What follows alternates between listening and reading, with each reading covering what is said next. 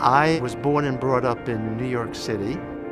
I went to Columbia Medical School, and then I met a man by the name of Dr. Willem Kolff, and he was interested in the artificial heart, and so was I, and I followed him here.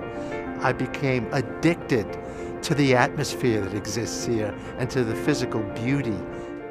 My husband and I came from the University of California, San Francisco. As we came to Utah and started looking for our positions and going to other places as well, the collaboration here just really stood out. The opportunities were amazing.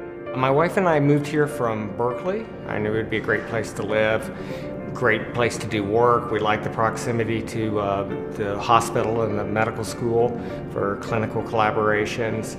And it's a pretty famous genetics program. I was overjoyed to get an interview. We had some other very competitive offers, but it was exactly what we were looking for. The truth is, I love the mountains. I just think that Salt Lake City is a beautiful place physically, and it's as close to the mountains as any large academic medical centers in the country. I had known that the University of Utah was a good state university medical center, but I really appreciated over the years how really good an academic university medical center it is.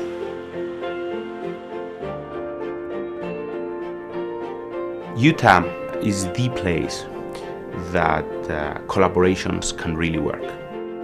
This is not happening just by chance. We can bring together the clinical programs and the clinical world with the basic science world and make real the bench to bedside journey.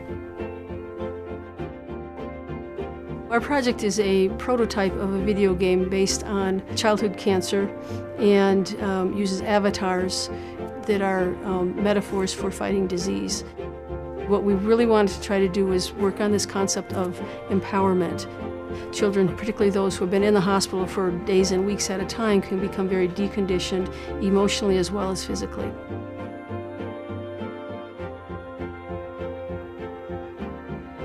From concept, from just idea, all the way to the clinical trials, it took us only 2 years. At the end of the day, we know we will be able to help a number of different children.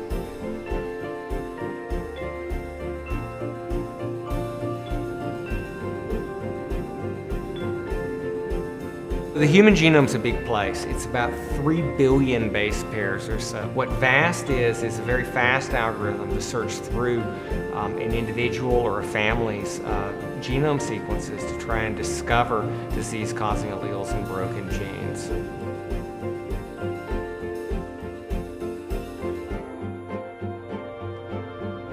Our lab focuses on breast cancer and how it spreads. This process of metastasis is the cause of death of most people who die from breast cancer, and we try to understand how those tumors spread to other parts of the body, and interestingly how parts of our own healthy tissue can facilitate that spread and try to find new therapies that block that process.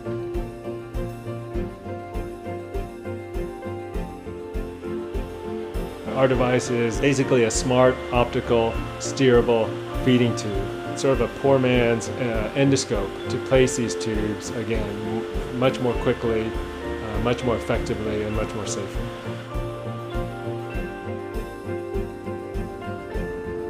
ACTIC was useful because it was small, non-threatening, it was inexpensive, and it was easy. Patients, children, or adults could put it in their mouth and get an effect within a few minutes. They could take it out when they got the effect. By doing clinical and translational and basic research, you can really impact the lives of many more patients. There's nothing quite like when you discover something that no one's ever known before. We've had a few cases like this where we discovered something that was reasonably important, and you know, it's a pretty cool thing to be at that moment in time. You're the one person on earth that knows the answer to this question. My laboratory focuses on trying to understand the fundamental causes of metabolic diseases like diabetes and obesity. You know, we're really thinking that if we can understand how the body normally functions, that will then help us understand what goes wrong in the case of disease, and then hopefully we can figure out ways to change that.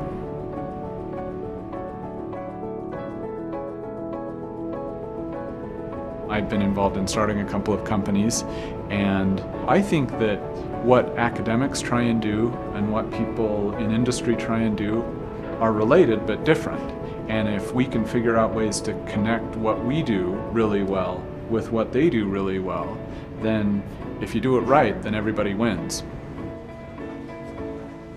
There's 124 medical schools in the United States, and 124 have visited us with the anticipation that they would take home our ideas and invent their own reference lab. To date, none of them have.